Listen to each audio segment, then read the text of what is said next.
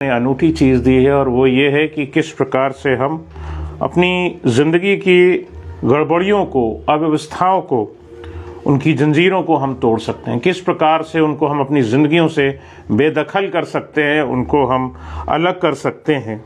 हमारे जीवन की जो सारी गड़बड़ियाँ पैदा करने का जो काम है और पैदा करना या जो होती हैं या पैदा करवाने वाला जो है, या परिवार में जो भी गड़बड़ियाँ होती हैं वो, कलीसिया में जो गड़बड़ियाँ होती हैं वो, समाज में जो गड़बड़ियाँ होती हैं वो, जो देश में गड़बड़ियाँ हमको दिखाई देती हैं वो, ये तमाम सारी गड़बड़ियाँ जो होती हैं अजीज़ों, इन सब में हम पाते हैं कि शैतान का एक बड़ा हाथ है जो हम सब की ज़िंदगियों को प्रभावित करता है।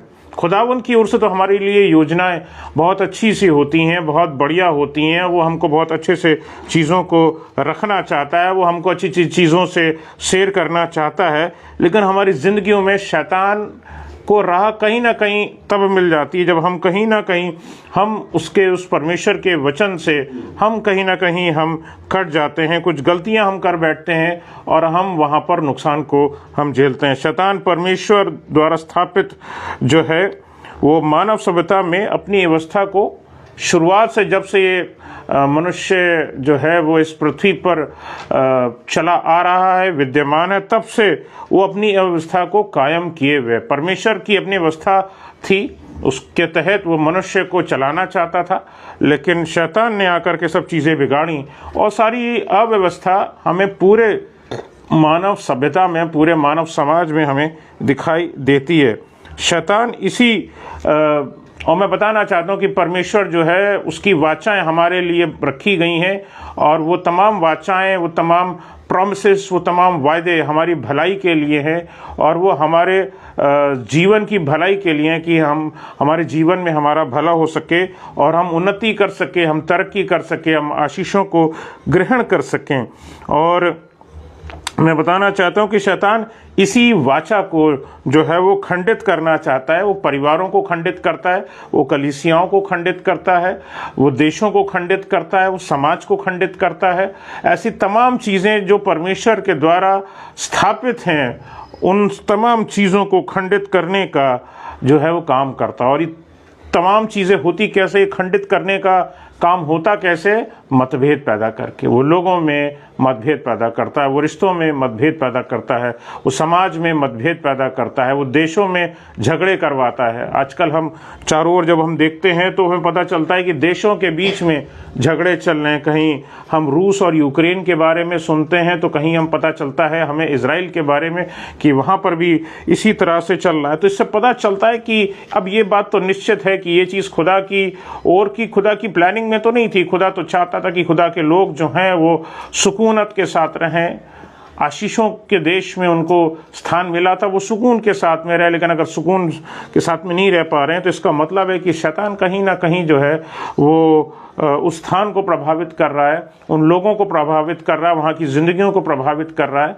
और जितने भी देश आसपास के चारों ओर हैं वो इन सब चीज़ों में अपने आप को घिरा हुआ पाते हैं, उसके लोग अपने आप को घिरा हुआ पाते हैं। अजीज़ों, बाइबल बताती है Satan is the father of lies, यानी कि तमाम झूठ का वो पिता है। वो मनुष्य के सामने झूठ को प्रस्तुत करता है और हमें ऐसी नकली चीज़ों को ऐसा दिखाने की कोशिश करता है कि खुदा के जो वायदे हैं वो तुम्हारे जीवन में कभी पूरे नहीं होने के, वो आपके जीवन में कभी पूरे नहीं होंगे। इस चीज़ को दिखाने की कोशिश करता है, वो झूठ को दिखाने की कोशिश करता है। लेकिन परमेश्वर का जो वचन है जिससे हमें आशीष मिलनी चाहिए, वो एक बहुत प्यारी बात लिखी हुई है और वो पहला कुरिन्थियों 14वां अध्याय उसकी 40वीं आयत में लिखा हुआ है। और यहाँ पे इसको निकाल करके हम लोग पढ़ेंगे। पहला कुरिन्थियों 14वां अध्याय और उसकी 40वीं आयत में यहाँ परमेश्वर का वचन हमसे क्या बोलता है, इसको एक बार पढ़ दें। पर सारी बातें शालीनता और व्यवस्थित रूप से की जाएं। सारी बातें शालीनता और व्यवस्थित रूप से की जाएं।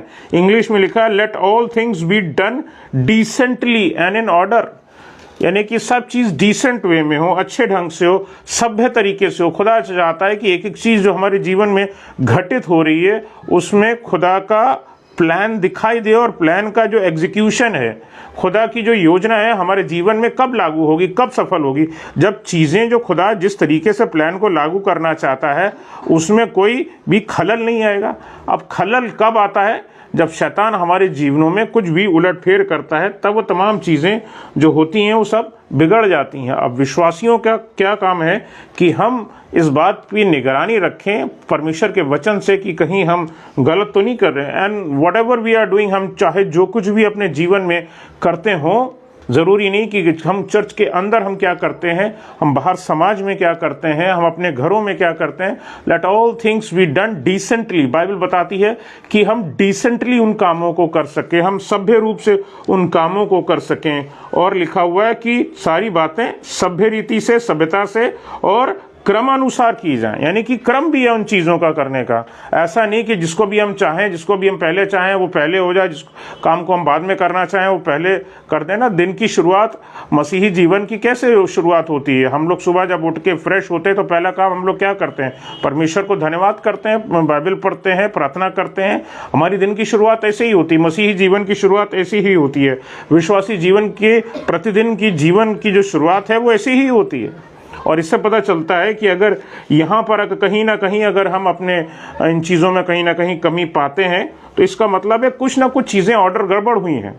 मैं तो सिर्फ एक दिन की शुरुआत का बता रहा हूँ, लेकिन प्रतिदिन हमको दिन की शुरुआत, दिन के बीच में और दिन के अंत में हमें क्या करना चाहिए, हमें इस चीज़ पर ध्यान रखना चाहिए कि हम किस प्रकार से हम परमेश्वर के जब विश्वासी कहलाते हैं तो हमें इस चीज़ का ध्यान रखना चाहिए कि गलतियां हमसे ना हों। परमेश्वर के वचन के अनुसार सब चीज़ें हम क्रमानुसार करें। परमेश्वर विश्वासियों पर समय समय पर जीवन में ठीक से चलने के लिए बहुत सारी घटनाओं को घटित करते हैं। हमें इस चीज़ का अंदाज़ा नहीं होता कि परमेश्वर हमें उन परिस्थितियों में ले करके जा रहे हैं। हमें लगता है कि कभी कभी समय कठिन लग रहा है, लेकिन मैं आपको अजीज़ों बताता हूं कि जब आपको वो कठिन समय भी लग रहा हो, मैं बताता हूं कि खुदावन तब भी आपके जीवन में काम कर रहा होता है। अगर उसने आपका हाथ थामा है, if you are a believer, और परमेश्वर ने आपका हाथ थामा है, तो ये बात निश्चित है कि वो आपका हाथ छोड़ेगा नहीं, वो आपका साथ छोड़ेगा नहीं।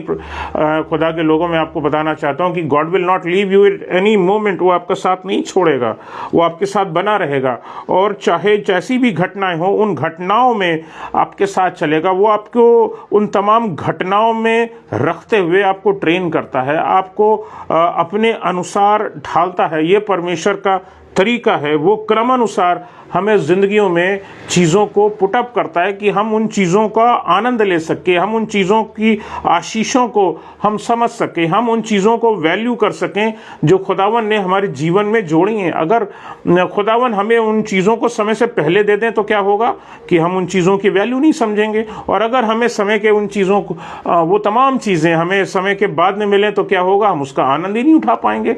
अजीज़ों, तो ये बहुत बड़ी चीज़ है कि खुदावन हमारे जीवन में तमाम घटनाओं को जो करते हैं उसका एक क्रम है। और इससे पता चलता है कि God does things in order. खुदावन एक एक चीज़ को, अपने प्लान को ऑर्डर के तहत करता है और उसको हमारे जीवन में उन घटनाओं को घटित होने देना चाहता है ताकि हम जीवन में परमेश्वर की भलाई को देख सकें, घटित हो सके वो तमाम घटनाएं, और हम परमेश्वर की, हम उस भलाई का हम धन्यवाद हम परमेश्वर को कर सकें। जब हम समाज में जाएं तो हम बताएं कि खुदावन ने हमारे जीवन में क्या क्या भलाइयाँ करी हैं। परमेश्वर ने उत्पत्ति से सब बातों को ऑर्डर में चलाने की कोशिश करी है। उत्पत्ति की अगर हम पुस्तक पढ़ते हैं तो हमें पता चलता है कि खुदावन ने किस तरह से एक एक दिन में, पहले दिन में क्या किया, दूसरे दिन में क्या किया, तीसरे दिन में क्या किया, किस प्रकार से परमेश्वर ने सृष्टि करी और सब चीज़ों को जब बनाया तो खुदावन का कहना क्या था, बहुत अच्छा है, ये तो अच्छा है, ये बहुत अच्छा है। मनुष्य को जब बनाया तो उसमें लिखा है कि बहुत अच्छा है। तो सोचने की बात है कि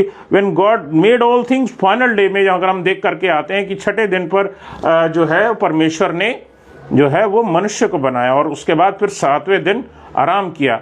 God did things in order. परमेश्वर ने एक एक चीज़ को ऑर्डर में रखा। इससे पता चलता है कि खुदा खुद सब चीज़ों को व्यवस्थित रीति से करता है और चाहता है। परमेश्वर हमसे चाहते हैं कि हम सब चीज़ों को ऑर्डर में रखकर ही चलें।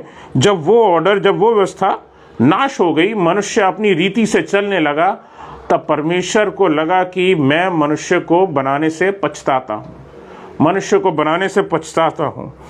एक प्रॉब्लम ये चीज़ हमें दिखाई देती है। एंड ये जो ऑर्डर है, जो खुदावन का जो ऑर्डर है, ये जो रीति है, ये सब के ऊपर अप्लाई करता है। ये क्रिश्चियंस पे भी अप्लाई करता है, ये नॉन क्रिश्चियंस पे भी अप्लाई करता है, ये गवर्नमेंट पे भी अप्लाई करता है, और गवर्नमेंट ऑफिशियल्स पे भी, जो सरकार चलाते हैं, जो ऑफिशियल्स हैं, उनके ऊपर भी काम करता है। ये संस्थाओं के ऊपर काम करता है। समाज की जितनी भी संस्थाएं समाज में उपस्थित हैं, उन तमाम संस्थाओं के ऊपर ये चीज़ काम करती है अजीज़ों, क्योंकि परमेश्वर एक एक चीज़ को ढंग से चलाने वाला है। परमेश्वर ने ही समाज की स्थापना करी है और परमेश्वर ही चाहता है कि उस समाज को अच्छे ढंग से चला सके। इसलिए वो मनुष्य को उन परिस्थितियों में ले जा करके ट्रेन करता है, ताकि हम उन परिस्थितियों में जा करके हम उन बातों को समझ सकें, उन गहराइयों को समझ सकें, और हम चीज़ों को बेहतर ढंग से कर सकें, और खुदावन से आशीष को, पक्की बात है, हम रिलीव कर सकें, रियलाइज़ कर सकें उन चीज़ों को। एक बात तीतुस की पत्री में मिलेगी हम लोगों को, तीतुस की पत्री और उसका 3रा अध्याय और उसकी पहली आयत को हम लोग देखेंगे। तीतुस की पत्री 3रा अध्याय और उसकी पहली आयत को हम लोग देखेंगे।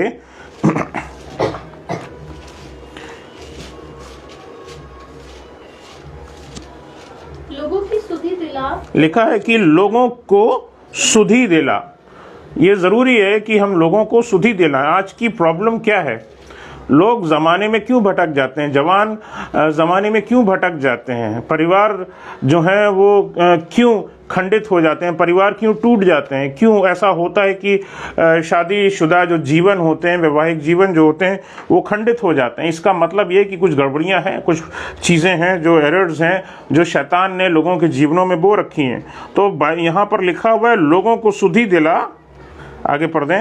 हाकिमों और अधिकारियों के अधीन है। परमेश्वर भी चाहता है कि हम हाकिमों के और अधिकारियों के अधीन रहें। परमेश्वर ने हमारे ऊपर कुछ हाकिमों को रखा है, कुछ अधिकारियों को रखा है, कुछ लोगों को रखा है, और वो चाहता है, परमेश्वर चाहता है कि हम उन लोगों के अधीन रहें, क्योंकि खुदावन ने उनको चुना है कि कुछ काम जो है मुझे इन लोगों से लेने हैं, और हमें वो उनके तहत रखता है कि जब उनको जो बुद्धि दी गई है, उस बुद्धि के अनुसार उस कामों को कराते हैं। कुछ उसी प्रकार से, जिस प्रकार से हम देखते हैं यूसुफ को खुदावन ने जो है वो मिस्र में ऊंचे पद पर रखा, मिनिस्टर बनाया, प्रधानमंत्री बनाया, और वो आगे जो विपदा आने वाली थी, परमेश्वर ने उसको उपयोग किया, और उसके ज़रिए से ना सिर्फ मिस्र के लोग, वरन चारों ओर से आसपास के और भी जितने भी देश के लोग थे, उन्होंने आ करके इसने जितना भी भंडार में जमा किया था, अन्न जमा किया था,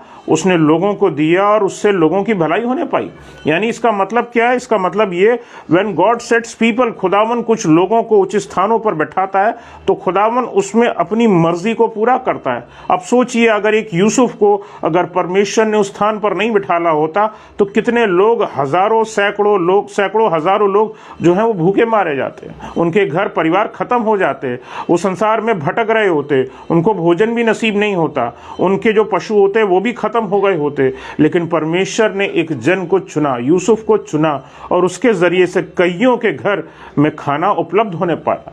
तो इससे पता चलता है कि खुदावन जो है इस जमीन पर लोगों को हाकिम ठहराता है, लोगों को अधिकारी ठहराता है, और चाहता है कि हम किसी अधिकारी के नीचे रहें, हम उनसे कुछ चीज़ों को हम सीखें और उनकी आज्ञाओं को मानें, क्योंकि खुदावन उनसे अपनी आज्ञाओं को पूरी करवाता है, अपने कामों को पूरा करवाता है।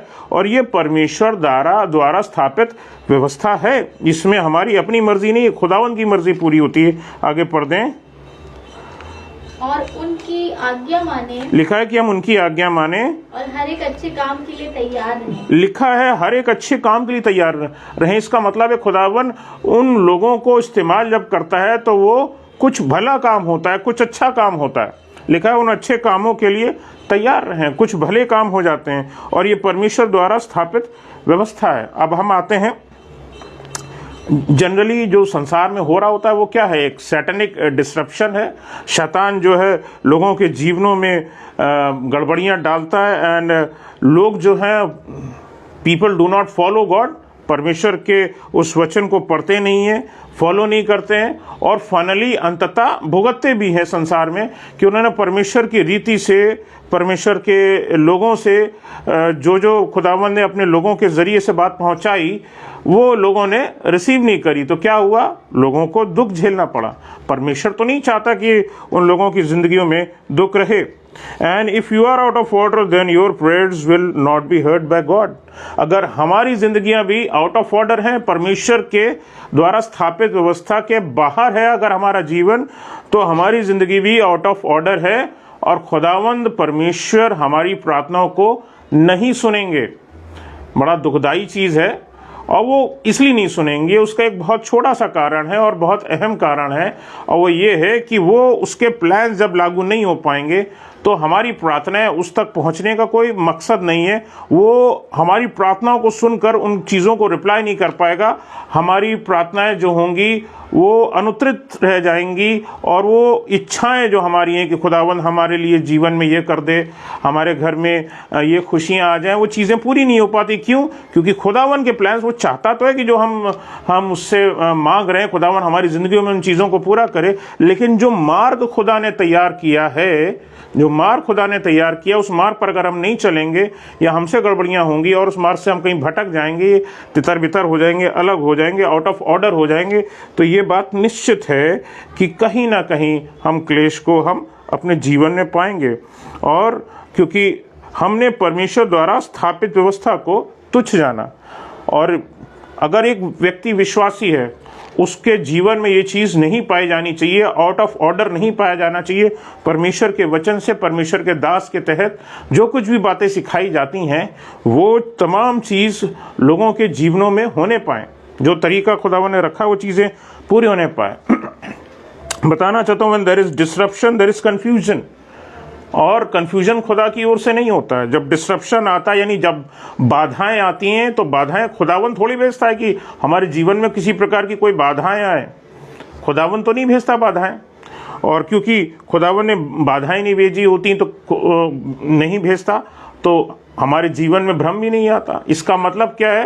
ये तमाम डिसरप्शन है, तमाम बाधाएं हैं, वो शैतान की ओर से आती हैं और उसकी वजह से कन्फ्यूजन पैदा होता है, उसकी वजह से भ्रम पैदा होता है, और उसकी वजह से तमाम हमारे जीवन में जितनी गड़बड़ी आ सकती है, केओस आ सकता है, वो तमाम अव्यवस्था जो है वो हमारे जीवन में समा जाती है और फिर इंसान अपने जीवन में परेशान होता है। कुरिन्थ की जो कलीसिया है वो भी एक बहुत प्यारी सी कलीसिया थी, लेकिन उसमें भी ये तमाम गड़बड़ियाँ पाई जाती थी। कोई भी अपने खुदा के तौर तरीके से जो चलना वहाँ चाहता ही नहीं था। और पौलुस जो है वो यहाँ पर हम देखते हैं कि कुरिन्थ की कलीसिया को कुछ सिखाना चाहता है, कुछ बेसिक फंडामेंटल प्रिंसिपल्स जो बाइबल के हैं, जो परिवार को चलाने के लिए हैं, वो यहाँ पर वो सिखाता है। और इसको हम लोग पढ़ेंगे, पहला कुरिन्थियों 11वां अध्याय और उसकी 3री आयत को देखेंगे। पहला कुरिन्थियों 11वां अध्याय उसकी 3री आयत एक बहुत ही बेसिक ऑर्डर है जिससे हर घर चलता है और हर एक इस तरह से हम बोल सकते हैं कि परिवार मसीह में आगे बढ़ता है, आशीषों को हासिल करता है। इसको पढ़ दें। इसी कारण तुम में से बहुत से निर्बल और रोगी हैं। नहीं, पहला कुरिन्थियों 11वां अध्याय 3री आयत। परंतु जो स्त्री उघाड़े सिर प्रार्थना या भविष्यवाणी करती है, पता नहीं मैंने कहीं गलत लिख लिया, कुछ इस प्रकार से लिखा हुआ है, हर एक पुरुष का सिर मसीह है और स्त्री का सिर पुरुष है। बाइबल साफ बताती है हर एक पुरुष का सिर मसीह है, यानी कि क्राउन है। क्राउन का मतलब होता है ताज। हर एक पुरुष का जो सिर है, जो ताज है, वो खुदावंद है, मसीह यीशु हैं। और लिखा स्त्री का सिर पुरुष है, यानी कि स्त्री की जो शान है उसका पुरुष होता है। और आगे लिखा हुआ है, आगे पढ़ दें, लिखा हुआ है यहाँ पर, मैं पढ़ देता हूँ। लिखा और स्त्री का सिर पुरुष है और मसीह का सिर परमेश्वर है। लिखा हुआ है मसीह का सिर परमेश्वर है। और इस वचन को जब हम पढ़ते हैं तो हमें यहाँ 3 प्रधानताएं हमको यहाँ पर दिखाई देती हैं। यहाँ पर यानी कि जो अधिकारी अगर हम देखें तो हमें 3 यहाँ प्रधानताएं दिखाई देती हैं। पहली प्रधानता हमें दिखाई देती है कि परमेश्वर मसीह का सिर है, पहली प्रधानता। दूसरी प्रधानता हम देखते हैं तो हमें यहाँ मिलता है कि मसीह पुरुष का सिर है। और तीसरी प्रधानता हम देखते हैं कि पुरुष स्त्री का सिर है, यानी पति पत्नी के रूप में वो इज्जत जो है वो पाते हैं, उनको समाज में शान मिलती है, उनकी इज्जत इसी चीज से होती है। God is the crown of Jesus. ताज जो है वो खुदा जो है वो ताज है यीशु मसीह का। और जब हम ताज की बात करते हैं तो ताज का मतलब होता है कुछ रिस्पॉन्सिबिलिटी दी गई है, और रिस्पॉन्सिबिलिटी यीशु की क्या थी जो उनको लिए दी गई, और वो सबसे प्रमुख जो हमें दिखाई देती है वो है हमारा उद्धार। मसीह प्रभु यीशु मसीह ने हमारे लिए आ करके संसार में जन्म ले करके हमारे लिए सलीब को सह करके दोबारा पुनर्जीवित हो करके हमारे लिए उद्धार का मार्ग खोला। तो इससे पता चलता है कि ये कितनी अहम चीज़ है। प्रभु यीशु मसीह ने जो है वो उस चीज़ को पूरा किया जो कहीं ना कहीं खुदावन ने रिस्पॉन्सिबिलिटी उनके लिए रखी थी, उन्होंने उस चीज़ को पूरा किया। Jesus is the crown of man, यानी कि प्रभु यीशु मसीह जो है वो कहीं ना कहीं पुरुष का ताज है। यानी कि इसका मतलब प्रभु यीशु मसीह की ओर से कुछ हमको जिम्मेदारियां दी गई हैं, पुरुष को जिम्मेदारियां दी गई हैं कि ये काम आपको देखना है, ये काम तुमको देखना है। And it is the work of man. ये पुरुष देखे कि उन कामों को, उन जिम्मेदारियों को जो समाज में करना है, जो घर परिवार में करना है, जो बच्चे के साथ में करना है, जो पत्नी के साथ में करना है, जो समाज में करना है, वो कैसे करना है, जो कलीसिया में करना है तो कैसे करना है। वो तमाम चीज़ों में कहीं ना कहीं Jesus is the crown of the man. यानी कि प्रभु यीशु मसीह ही जो हैं वो सीधे बातें करते हैं पुरुष से, और उसके ज़रिए से सब चीज़ें बेहतर होने पाती हैं। और man is the crown of the wife, यानी कि स्त्री का, यानी कि पत्नी का जो सिर है वो उसका ताज है, यानी कि जिम्मेदारी है जो है पत्नी जो है वो जिम्मेदारी है पुरुष की, यानी कि घर को चलाने की, परिवार को चलाने की जिम्मेदारी हमें दिखाई देती है। नो मैटर चाहे कोई किसी रिलीजन को बिलोंग करता हो, ज़रूरी नहीं कि वो मसीही रिलीजन को, क्रिश्चियनिटी को बिलोंग करता हो, चाहे वो किसी और रिलीजन को बिलोंग करता हो, चाहे वो किसी रिलीजन में बिलोंग ना भी करता हो, तब भी परमेश्वर की ये स्थापित व्यवस्था है। And you have been authorised by God. परमेश्वर ने जो है अजीज़ों आप लोगों को चुना है, ऑथराइजेशन दिया है, अधिकार दिया है कि परमेश्वर के उन कामों को जो खुदावन आपके ज़रिए से समाज में करना चाहता है, परिवार में करना चाहता है, कलीसिया में करना चाहता है, देश में करना चाहता है, दुनिया में करना चाहता है, वो चीज़ें होने पाएँ। अजीज़ों, प्रभु यीशु मसीह ने भी इस ऑर्डर को खुद स्वीकार किया था। और अगर हम देखेंगे फिलिपियों 2 अध्याय और उसकी 6 आयत को हम लोग देखेंगे तो यहाँ पर हमें ये चीज़ दिखाई देती है। यहाँ पे लिखा है कि प्रभु यीशु मसीह के विषय में यहाँ पर एक बात लिखी है, और यहाँ इसमें कुछ इस प्रकार से लिखा है, पढ़ दें। जिसने परमेश्वर के स्वरूप में होकर भी परमेश्वर के तुल्य होने को अपने वश में रखने की वस्तु न समझा। यार मैं अगर वो भी आ जाता है कि कहीं ना कहीं कि मैं परमेश्वर के स्वरूप में हूँ, मैं भी परमेश्वर के जैसा हूँ, सब कुछ। Yes, Jesus is God but he kept himself below यहोवा। परमेश्वर यहोवा के नीचे उन्होंने अपने आप को रखा इस चीज़ को, और उन्होंने अपने आप को खुदा के हाथों में रखा है। एंड एक चीज़ का ध्यान रखिए अपने जीवन में, whoever is above you represents you। जो भी आपके ऊपर है वही आपको रिप्रेजेंट करता है, जो आपके ऊपर अधिकार रखता है आप उसका प्रतिनिधित्व कहीं ना कहीं करते हैं। जैसे वी हैव अ रिप्रेजेंटेटिव आदम को हम देखते हैं, अपने बाइबल पढ़ते हैं तो पता चलता है कि हम आदम की संतान है, हम उसी के वंश में से हम लोग चले आ रहे हैं। And we are a representative, हम दिखाई देता है कि वो हमारा रिप्रेजेंटेटिव है, मानव सभ्यता का एक रिप्रेजेंटेटिव प्रतिनिधित्व करता है। और उसके विषय में क्या है कि हु फेल्ड, एक्चुअली अपने जीवन में वो व्यक्ति फेल हुआ, आदम फेल हुआ अपने जीवन में, पाप कर गया, और डेथ जो है, जो मृत्यु है, वो मनुष्य के जीवन में समा गई कहीं ना कहीं। और उसकी वजह से, क्योंकि हमारा प्रतिनिधित्व जो प्रतिनिधि था वो आदम था कहीं ना कहीं, पाप, और उसने पाप किया था और मृत्यु मनुष्य के जीवन में आई और मौका दिया, इसलिए हम भी मृत्यु को प्राप्त करते हैं। The whole team suffers due to inefficient captain. कोई भी एक गेम हो रहा होता हो, ठीक है, मान लीजिए क्रिकेट का गेम चल रहा है, ठीक है, अगर एक डिसीजन, एक गलती अगर कैप्टन से हो जाए तो वो पूरी टीम भुगतती है। अजीजों, तो इसी प्रकार से जो हमारा लीडर है, जो हमारा अगुआ है, जो हम जिससे वंश में हम चले आ रहे हैं, अगर उससे कोई गलती हुई है तो ये बात मान लीजिए कि उस गलती की सज़ा कहीं ना कहीं हम भी आप भी भुगत रहे होते हैं।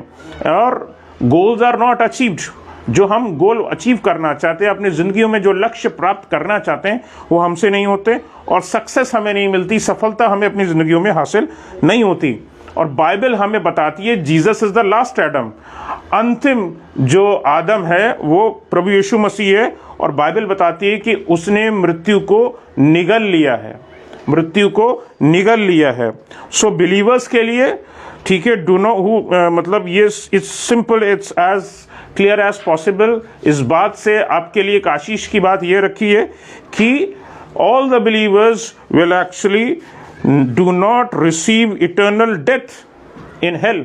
हम कहीं ना कहीं नर की आग में नहीं झोंके जाएंगे, क्योंकि हमने प्रभु पर, अपने प्रभु यीशु मसीह के ऊपर विश्वास किया है और हमने उसको ग्रहण किया है, अपने जीवन में स्थान दिया है। अब उस पुराने आदम का हमारे ऊपर राज्य नहीं रहा। अब हमारे ऊपर राज्य कौन करता है? प्रभु यीशु मसीह हमारे जीवन पर राज्य करता है। अजीजों, God punishes the one who is not in order. एक चीज का और जीवन में ध्यान रखिएगा, परमेश्वर उसको सजा देते हैं जो उसके द्वारा स्थापित व्यवस्था पर नहीं चलता। Who is not in order, it doesn't matter. ये इसमें कोई फर्क नहीं पड़ता कि वो व्यक्ति क्रिश्चियनिटी को बिलोंग करता है कि नहीं करता, मसीहत को बिलोंग करता है कि नहीं करता, लेकिन परमेश्वर द्वारा प्रदान किया गया जो भी व्यवस्था है उसको ऑर्डर में लाना खुदावन हमेशा चाहता है।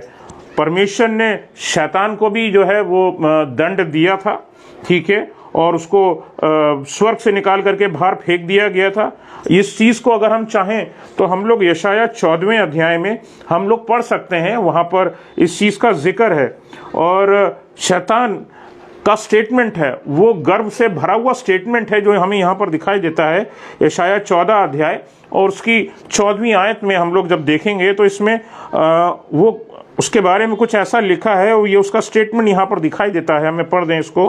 मैं मेघों से भी ऊंचे ऊंचे स्थानों के ऊपर चढ़ूंगा। लिखा है कि मैं मेघों से भी ऊंचे ऊंचे स्थानों पर चढ़ूंगा, मैं परम प्रधान के तुल्य हो जाऊंगा। वो बड़े से बड़े स्थानों पर चलेगा। और उससे भी भयानक बात लिखी है कि मैं परम प्रधान के, परमेश्वर के तुल्य हो जाऊंगा। How can it happen? ऐसा कभी हो सकता है कि कोई परमेश्वर के भी कोई ऊपर हो? ऐसा कोई नहीं है अजीजों, परमेश्वर के ऊपर कोई नहीं है। परम परमेश्वर सबसे ऊपर हैं और उनको वही इज्जत मिलनी चाहिए। क्योंकि उसने इज्जत नहीं दी तो क्या हुआ? खुदावन ने उसको वहां से निकाल करके फेंक दिया।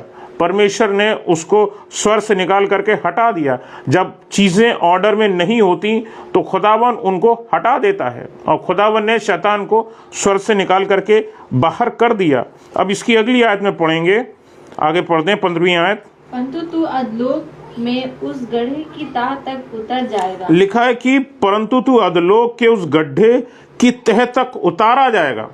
यानी कि अगर हम परमेश्वर के स्थापित जो विधि है, जो तरीके हैं, जो तौर तरीका है, उसको अगर हम फॉलो नहीं करते तो will be not only thrown in to hell, but लिखा है बॉटम मोस्ट में जाएंगे। जैसे शैतान को बिल्कुल बॉटम मोस्ट में फेंक दिया गया, तह पर फेंक दिया गया, हमारा स्थान भी उस शैतान के साथ में वहां ना हो जाए। खुदावन तो नहीं चाहता कि हम उसके साथी बने और हम शैतान की ओर पाए जाएं, और खुदावन नहीं चाहता कि हम अधोलोक में हमारे जीवन नाश हो जाएं, वो नहीं चाहता। इसकी 16वीं आयत पढ़ दें। जो तुझे देखेंगे जी, तुझको ताकते हुए तेरे विषय में सोच सोच कर कहेंगे, जी, क्या ये वही पुरुष है जो पृथ्वी को चैन से रहने ना देता था? लिखा है शैतान के विषय में लिखा हुआ है कि क्या ये वही पुरुष नहीं जो पृथ्वी को चैन से रहने ना देता था। अजीजों, उसने न जाने कितनी बार आपकी जिंदगियों में परेशानियां डाली होंगी। आप सोचिए कितनी बार आप जो है बेचैन हुए, अपनी तकलीफ़ों को लेकर के बेचैन हो गए। आपने खुदावन से न जाने कितनी बार दुआएं करी, गड़गड़ाए परमेश्वर से। अजीज़ों, ये तमाम जो चीज़ें हुई वो इसलिए है क्योंकि शैतान ने जीवन में हमारे आकर के ये प्रॉब्लम्स को अकर किया। लिखा है कि जो तुझे देखेंगे कहीं ना कहीं कि ये क्या ये वही पुरुष है जो पृथ्वी को चैन से ना रहने देता था। वो आपको चैन से नहीं रहने देगा। अगर आप खुदा के पीछे चल रहे हैं अजीज़ों, वो आपको चैन से नहीं रहने देगा। और आगे पढ़ दें। और राज्य में घबराहट डाल देता था। लिखा, और राज्य में घबराहट डाल देता था। राज्य क्या है अजीजों? हम हैं। We are the kingdom of God. हमारी जिंदगियां, हमारी देहें जो है वो परमेश्वर का घर हैं, और वो तमाम घबराहट किस में डालता है? वो हमारे अंदर डालता है। और जब हम उस घबराहट को अपने जीवन में आने देते हैं तो हमारे जीवन में जितनी भलाइयाँ खुदा की होनी चाहती हैं हम उस भलाइयों को देखते नहीं हैं, और शैतान का जो मकसद है वो कहीं ना कहीं पूरा हो रहा होता है। और वो राज्य जो हमारे ज़िंदगियों में स्थापित होता है, हमारे मन में स्थापित होता है, हमारी आत्माओं में स्थापित होता है, वो उन चीज़ों को धीरे धीरे धीरे धीरे उस राज्य को डिस्ट्रॉय करता हुआ जाता है। और व्यक्ति संसार में जा कर के फिर उन चीज़ों में पड़ता है जिससे उसकी ज़िंदगी बर्बाद हो जाती है, उसका परिवार खराब हो जाता है, उसकी नौकरी खराब हो जाती है, उसका बिजनेस खराब हो जाता है। ये तमाम चीज़ें कहीं ना कहीं दिखाई देती हैं। आगे इसकी 17वीं आयत को पढ़ दें। जो जगत को जंगल बनाता, लिखा है कि वो जगत को जंगल बनाता था। ये उसका पैटर्न है, जगत को जंगल। खुदावन ने इस दुनिया को बहुत खूबसूरत बनाया है अजीजों, लेकिन लिखा हुआ है कि वो जगत को जंगल बनाता। जंगल का मतलब है जहां कोई आशा नहीं होती, where there is no hope, where there is despair, जहां सिर्फ हताशा है, जहां आपके लिए कोई आशा नहीं रखी। लिखा है कि वो शैतान जो है जगत को जंगल बनाता। और आगे पढ़ दें। और उसके नगरों को ढा देता। लिखा है कि इस दुनिया के नगरों को, नगर क्या है अजीजों? नगर हम हैं जिसमें परमेश्वर वास करता है, और खुदावन का जो प्लान्स हैं हमारी जिंदगियों से पूरा होती हैं। वो लिखा है कि वो नगरों को ढा देता था। नगर कौन है? हम है नगर। परमेश्वर हमारे अंदर वास करता है। We are the kingdom of God, और वो उन्हीं किंगडम्स को फिनिश करता है अजीज़ों। इसलिए ध्यान दीजिए कि हमारी ज़िंदगियां जो हैं वो जंगल ना हो जाए, हमारी ज़िंदगियां जो हैं, हमारे नगर जो हैं वो ढा ना दिए जाएं, शैतान उनको बर्बाद ना कर दे। आगे पढ़ दें। और अपने बंदियों को घर जाने नहीं देता था। लिखा है अपने बंधुओं को। बंधुआ कौन है अजीजों? हम हैं, ठीक है ना। बंधन में शैतान ने हम लोगों को डाल रखा है, मतलब उन तमाम लोगों को डाल रखा है जो बंधन में पड़े हुए हैं अजीजों। बिलीवर्स तो जो खुदावन के पीछे चलते हैं और बहुत ध्यान से चल रहे हैं, उनके लिए तो भलाई लिखी है और उनके जीवन में भलाई भला होता है। लेकिन अजीजों यहाँ लिखा है कि ऐसे बहुत सारे लोग हैं जो कहीं ना कहीं दाएं बाएं गिर जाते हैं। और यहाँ पर लिखा है कि वो दे रखा है कि शैतान के विषय में दे रखा है कि वो अपने बंधुओं को, यानी कि हमें लोगों को, मनुष्यों को, खुदा के लोगों को जो भटक गए उन लोगों को बंधुआ बनाता है। और आगे लिखा हुआ है कि उनको घर जाने नहीं देता था। इसमें लिखा हुआ घर जाने नहीं देता। तो व्हाट इज द हाउस? घर क्या है अजीजों? घर हमारा क्या है? घर हमारा वो अब्दियत का मकान है। हम परमेश्वर के साथ अनंत काल तक राज्य करेंगे। वो हमारे जिंदगियों में इतने बीज बोता है, हमारे लिए कष्ट के बीज बोता है, क्लेशों के बीज बोता है कि हम खुदावन की उस कंपनी से, हम खुदावन के उस साथ से, परमेश्वर के उस साथ से, परमेश्वर के उस भवन से हम दूर होते जाते हैं। बंधन में डालता जाता है और हम बंधक बन के रहते चलते हैं। खुदावन के लोगों, ज़रूरी है कि that we need to accept the God's order.